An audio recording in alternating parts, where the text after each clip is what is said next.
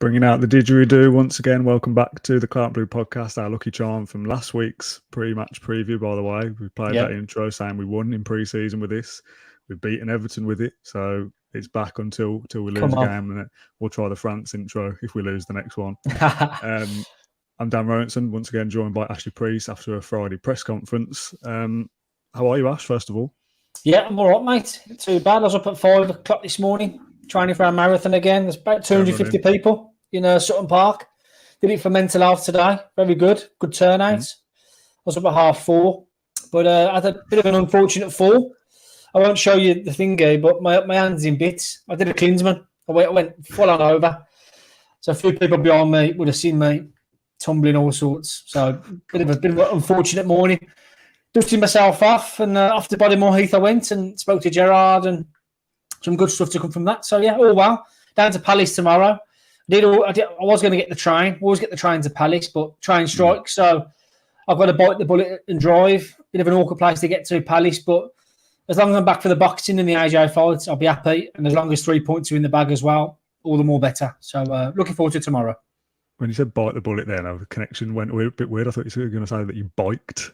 So you got to cycle down to Crystal Palace. I know you've got this fitness regime, but that's mental. You did show me your palms off air. A lot of blood, a lot of holes, lots of flaky skin. So I won't ask you to show everyone else. Plaster will do for everybody else. Let's talk about then the presser today. Steven Gerrard once again answering questions from the media. Now I've been out of office this morning with a hospital appointment for people. Had some comments of the week saying that I don't care, I'm not a proper fan, and all this kind of stuff. Busy this morning. So got loads, you know.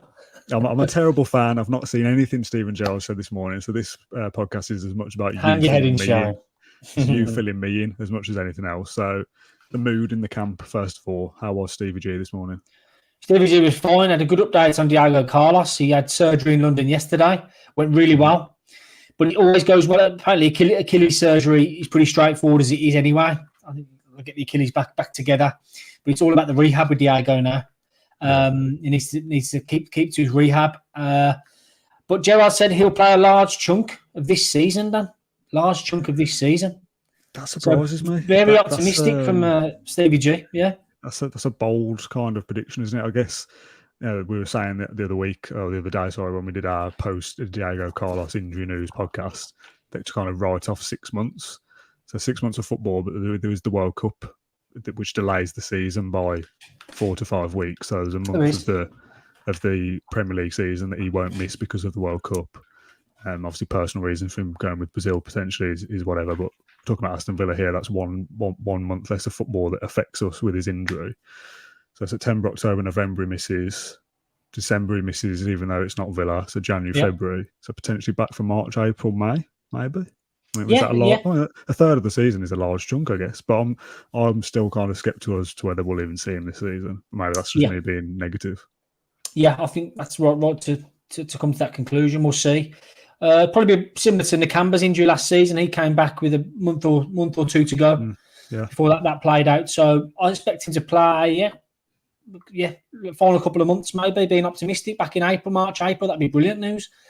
So fingers crossed. Gerrard spoke to him on the phone last night. He needed Google Translate to speak to him. It's brilliant. But, he's reassured him, and he's just said, Diego, he said, brush up on you, learn your English. You've got loads of time to get your English up to speed. Stay around the group.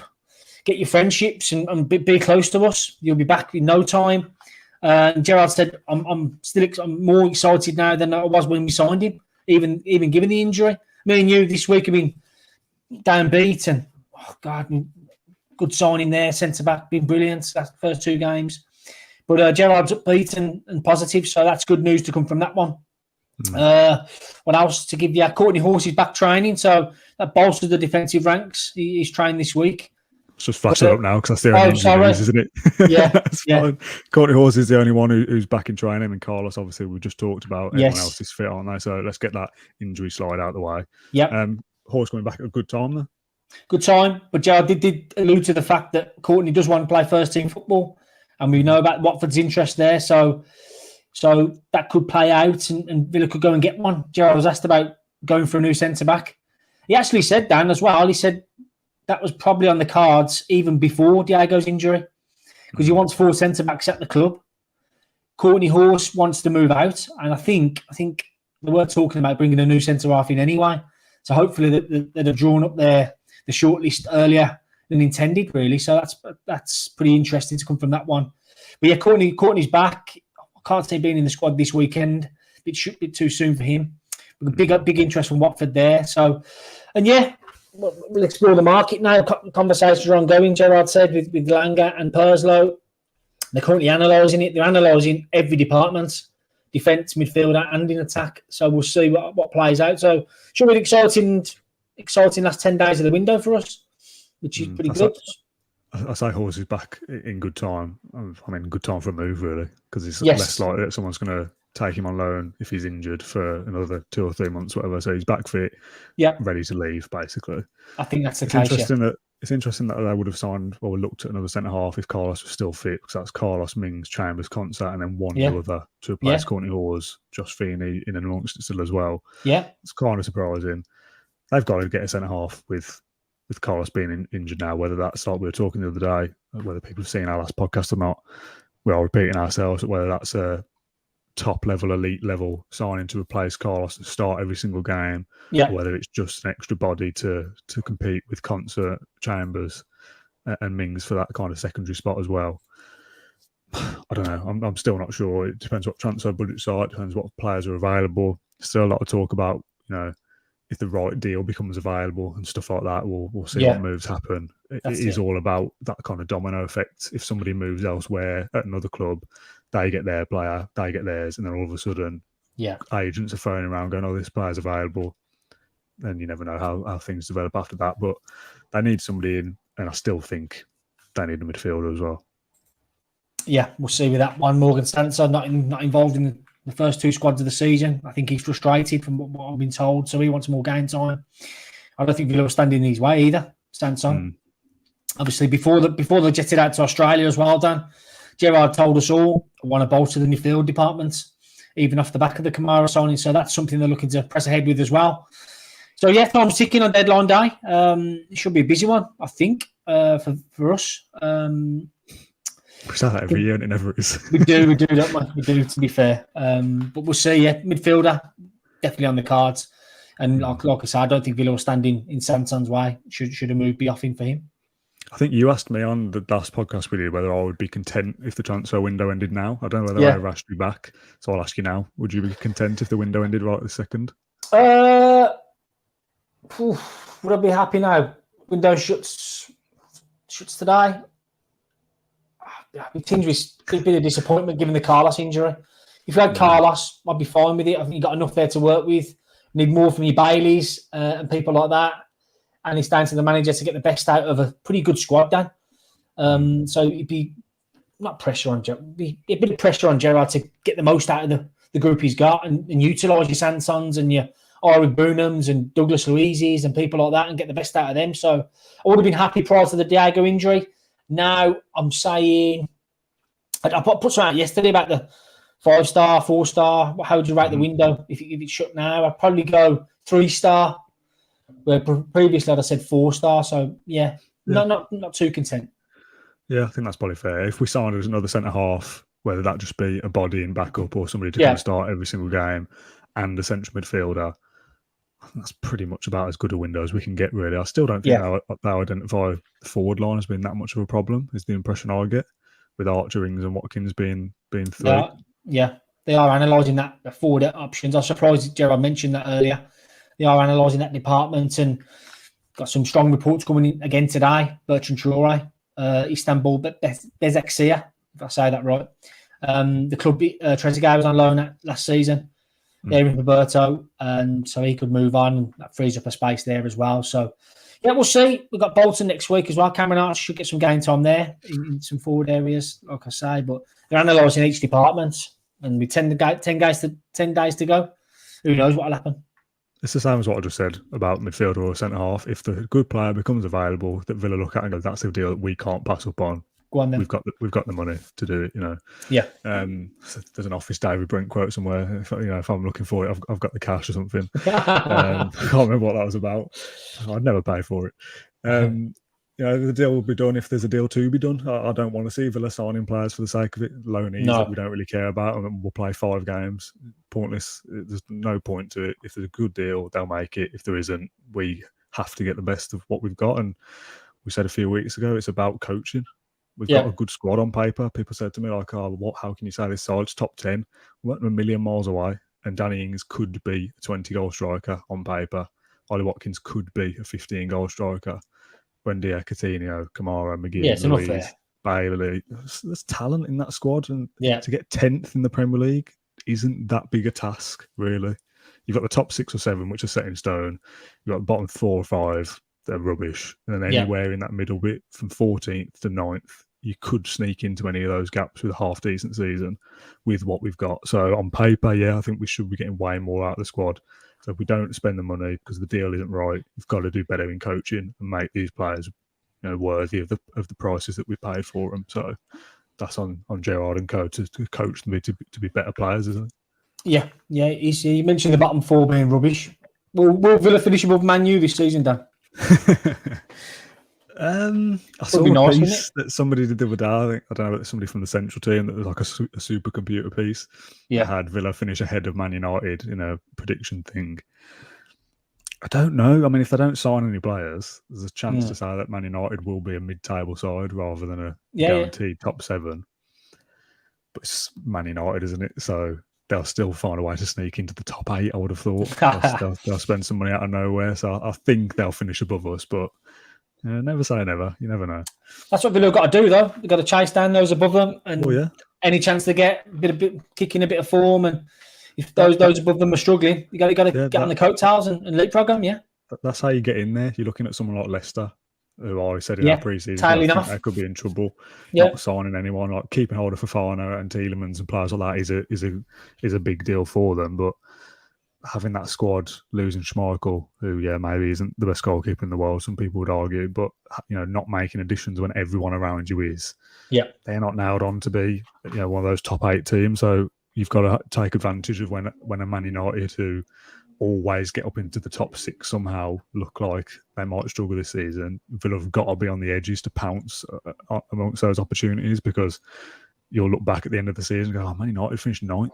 Like, that could have been us who got above them, and we still didn't. So the other guys being poorer is how we get up there. It's not all just about Villa having a great season. We do need a couple of the sides above us to have lesser seasons as well. If West Ham struggle, for example, and finished 11th, we've got to be making sure that we get up to West Ham levels from seasons gone by. So it's doable, but there is a lot of work to be done yet, because it's only 2 games in, and we'll see how Palace goes tomorrow.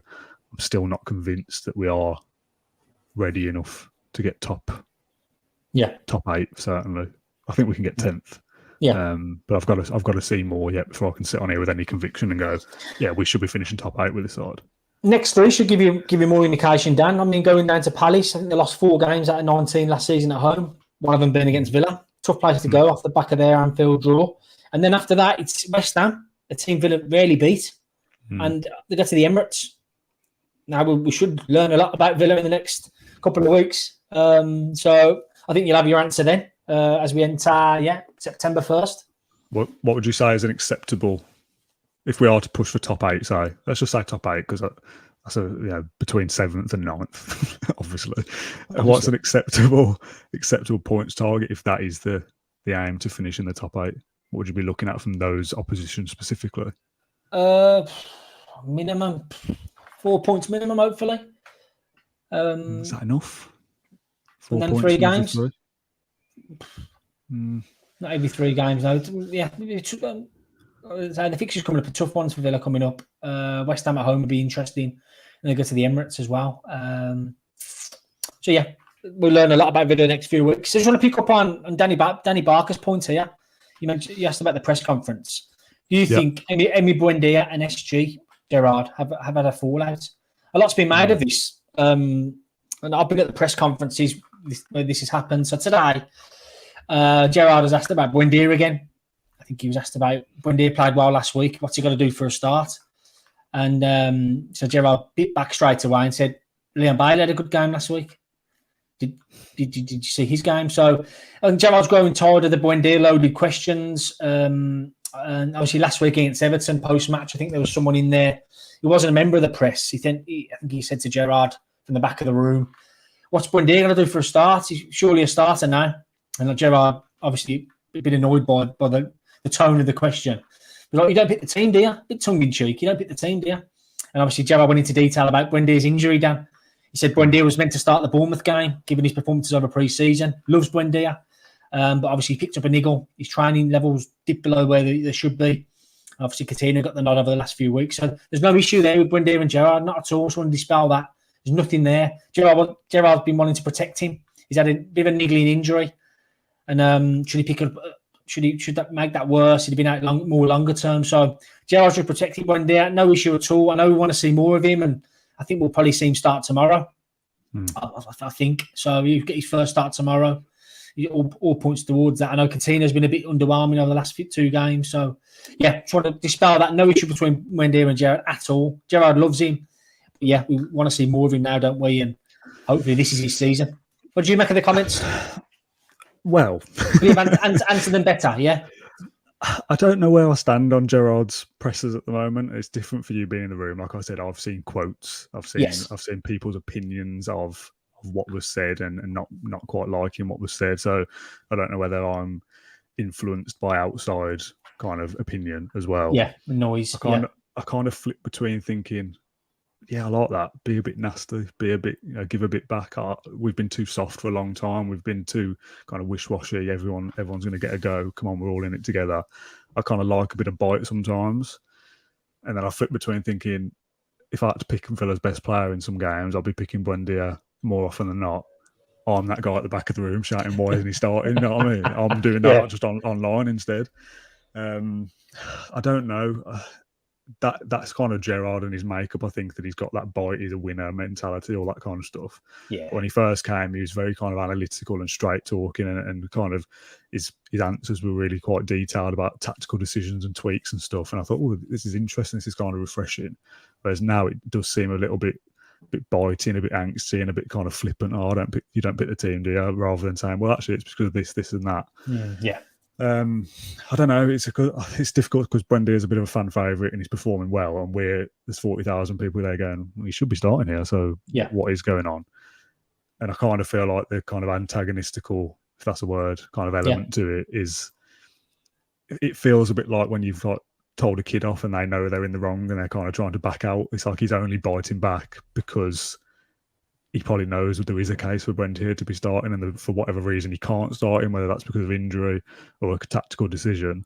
And maybe it kind of grates on you a little bit when you know it's true that he should be starting games. I don't know. It's difficult, but then, like I said, sometimes I do look at it and go, yeah, dig a bit back at a journalist. Yeah, why not? We'll go for it. You know what I mean? So yeah, I'm not sure. I'd like to see him start. And I think if he starts 2 or 3 games in a row and doesn't do anything, Buendia shouldn't get any special treatment to be starting as anybody should. But that's Philippe Coutinho at the moment, who is starting games and not doing stuff. So as a fan, I can only sit there and say Buendia should be starting more because he influences games and wins games like he did last week. If he doesn't start tomorrow and it's not an injury thing, that'd be a bit of a strange decision, I think. But if there's a tactical reason I'm not aware of why Coutinho would be better away from home at Crystal Palace more so than Buendia, then I would accept that if it was communicated in that way. If it was just flipped off with well, you don't pick the team, do you? I'd be thinking, well, I don't know. I feel like Buendia should be starting. Give me something. Tell me why he isn't. Rather than just flipping it off and going, well, Leon Bailey had a good game as well. Yeah. Coutinho's got 1 goal, no assists in his last 13 games, Dan. Going into last season. Not good enough. Buendia, 3 goals and 2 assists in 8 games. So that's pretty good. So obviously the form tells you Buendia's, he's the man right now. So he's over his injury troubles, and I fully expect him to start tomorrow. Cue the meltdown at 2:00 when the team news is announced. Let's have a word from our sponsor, NordVPN. Oh yes. That's it. We've got a sponsor for the podcast. NordVPN are sponsoring the next couple of shows. So if you don't know, a VPN helps secure your privacy, it keeps your data safe if you're out and about using public Wi-Fi in a coffee shop or something like that. You can also change your location for where you're browsing from. So like when Ash was in Australia or France, he could change his location back to the UK and watch the UK version of Netflix and films. If you get that pesky pop-up saying this video clip is not available in your location, you can hop on your VPN to another part of the world and get around that problem. So you can grab your exclusive NordVPN deal by going to www.nordvpn.com/claret and blue to get a huge discount off your NordVPN plan and 4 months free. It's completely risk-free with Nord's 30-day money-back guarantee. You can find the link to our exclusive code in the description down below. What a great voiceover artist that was. Nice voice. I want to talk away from match day for a second before we get into predicted 11 and stuff like that. There's a couple of comments about Marvellous Nakamba, and I'm just frantically searching Instagram here. A couple of questions asking about his weird Instagram post. I did the exact same, yeah. Have you managed to find it in this couple of seconds of me filling? What's going on here then? What's this post while I search for it? So this was last week. You got Nakamba. He didn't really post too much on there. So I think he's at home, but the key line from it, his caption: "You can never bury a seed; it will grow." With a lion emoji. Sabotage is my motivation. So you can never bury a seed; it will always grow. Sabotage is my motivation. Is what he said. Got it now. Stood in front of a Lamborghini. Is that? That's it. Yeah. Yeah. So people reading into it aren't they a bit too much? I think. I mean, that could literally be about anything. I suppose when you follow a footballer, anything they post, you might relate it back to football in some way. Yeah, him not playing, exactly. Motivation. I want back in the team. Sabotage is my motivation. I don't know. Maybe a bit of loss in translation. I don't think there's anything in that personally. I don't really care about that. To be honest, I don't think that's a problem. I'll be interested in whether Nakamba stays around though. I might ask Gerrard about him next time. Nakamba. Because if we are playing a proper DM now, and that being Kamara, is the backup to him Nakamba? Is it Louise dropping back to a 6 if Kamara wasn't available, or is it Timoro Buenham still being in there? Or getting back in there. I did like the little video that Villa posted yesterday or the other day on Instagram, where they're asking their players their favourite all-time league player. Shouts for Thierry Henry. A few shouts for Steven Gerrard from Matty Cash and Timoro Buenham, which I like. And Gerrard replied in the comments with Tim love heart emoji, which again I just like that little. I just like the flip side of Gerrard that I like. He's on Instagram. To me, that's quite funny. Marvellous Nakamba. I think there's a half decent player in there, but probably not going to make it. But I wouldn't have thought. No, it wasn't long ago when Nakamba was probably the best player at Villa, and it was so important to what Gerrard was doing in those early weeks. Picked up an injury, Villa struggled off the back of that. I think he was very good at Palace. Nakamba was star man last season away. Very good, but Villa revolving now. Look at what Kamara brings compared to Nakamba. It's a little bit more, isn't it? So I'll ask Gerrard about Nakamba's future and how he's moved down the pecking order now, because I think Big Tim's ahead of him now. I would hope so. If Buenham's not going out on loan, he should be back up to Kamara or in a double pivot with him or whatever. Yeah. The series starts next week at Bolton out of the pair. Should change be forthcoming, so that'll be telling next week. But I think Nakamba's time at Villa, I wouldn't say it's over, but I think given Kamara's emergence and just how big player he'll be, I think it's so tough for Nakamba to break into the team now. But you need it's a squad game, Dan. You need a big squad over the course of the season. And like you say, Diego's injury, and who knows? But we'll get some more clarity on the Nakamba situation within the next week or two. Yeah, the cup game against Bolton comes before the end of the transfer window, doesn't it? So it'd be interesting with Villa having to clear out Deadwood and how many of those players it needs to be, how many will play against Bolton, whether to be in the shop window, or whether they don't play because they're already on their way out. Also, maybe little things like, if Keenan Davis didn't play against the under-23s, for example, because he was going out on loan to Watford the following day or whatever. Little things like that. Does Sanson play against Bolton, or does he not because he's out on the way out somewhere else? Exactly. It'd be interesting to see how that Bolton game goes, because part of me feels like play, not a strong team, but stronger than just 11 changes, because I definitely want to beat Bolton, at least get to the next round of the Cup. I want to take it a little bit more seriously this year. Yeah. Should we do predicted 11? Yeah, go on. Okay, so predicted 11 then. We did predicted 11 versus preferred 11 last week, of the side that I'd want to pick if I was in charge and the side that you thought Gerrard would pick. Yeah. This week we've only got one predicted 11 because I agreed with your 11 entirely. So I'll flash it up and let you talk through it. Yeah. Martin is in goal, and they've got Chambers coming in for Diego Carlos. Chambers over Conta. I think Chambers deserves a start.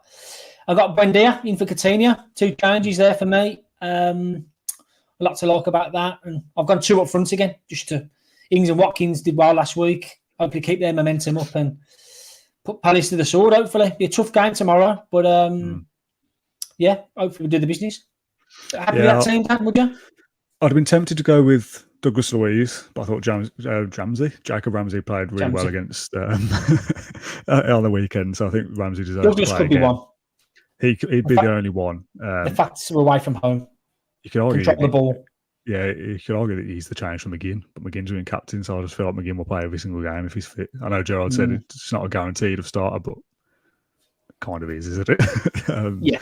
I like the 2 up front. I feel like I think Pat did a piece the other day about how Liverpool played against Palace on Monday night, and there was a lot of long balls from Liverpool to try and get over the top of Crystal Palace, and whether that be a kind of a tactic that Villa employ against them. So having 2 up front to try and stretch the pitch.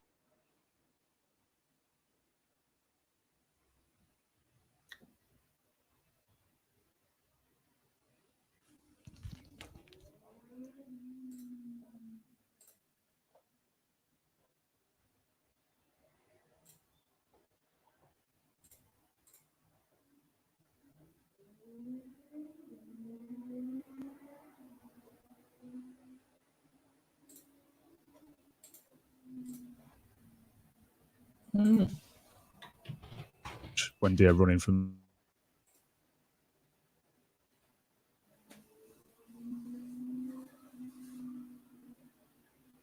Lost you, Dan.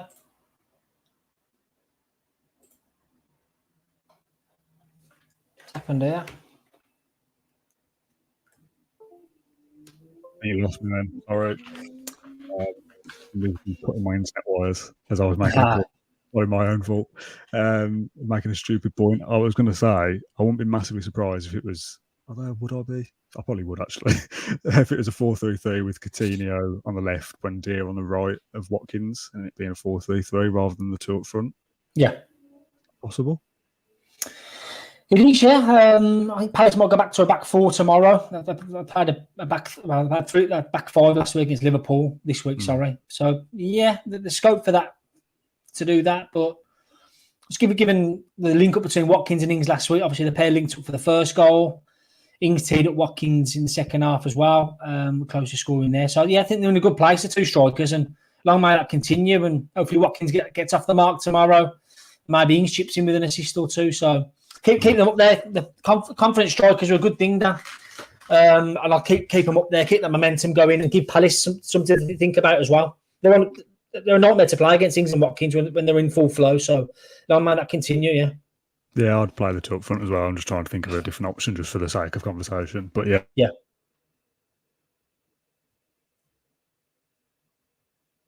Lost you again, Dan, have I? Dodgy internet. No,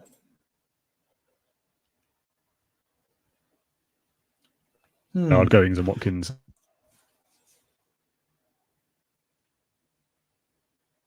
Is it me filling again, Dan?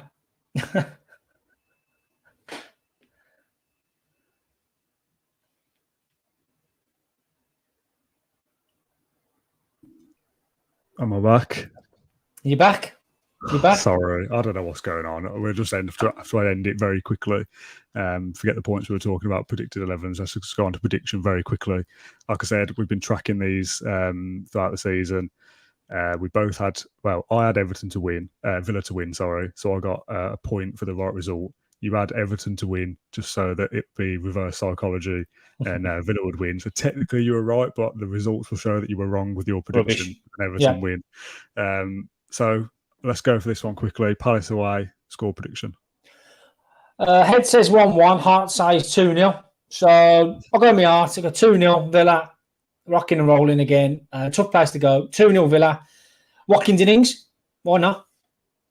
Nice. My head agrees with your head. 1-1 Villa, I'm going to go for. And I would, to be honest, take a draw at Palace away. I think writing off Bournemouth a little bit, Everton at home and Palace away, starting the season there, 4 points from those first two is pretty decent. So I'll go 1-1 and let's get McGinn a goal at Palace away again. I saw a stat that something specific, like he's the only Villa player or the only player to score 2 goals outside the box at Selhurst Park or something like that. So let's make it 3 for McGinn.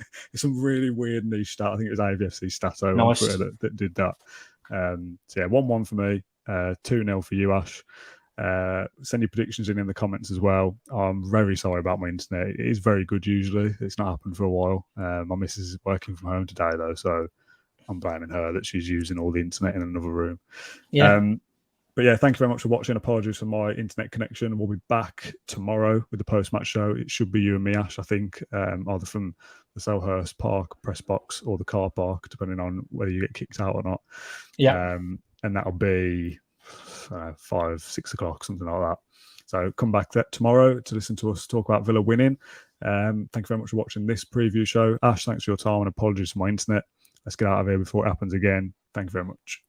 Thank you for listening to Claret and Blue, an Aston Villa podcast. If you enjoyed today's episode, then please do let us know. We love hearing your feedback. We'll be back soon with another episode, but until then, up the Villa.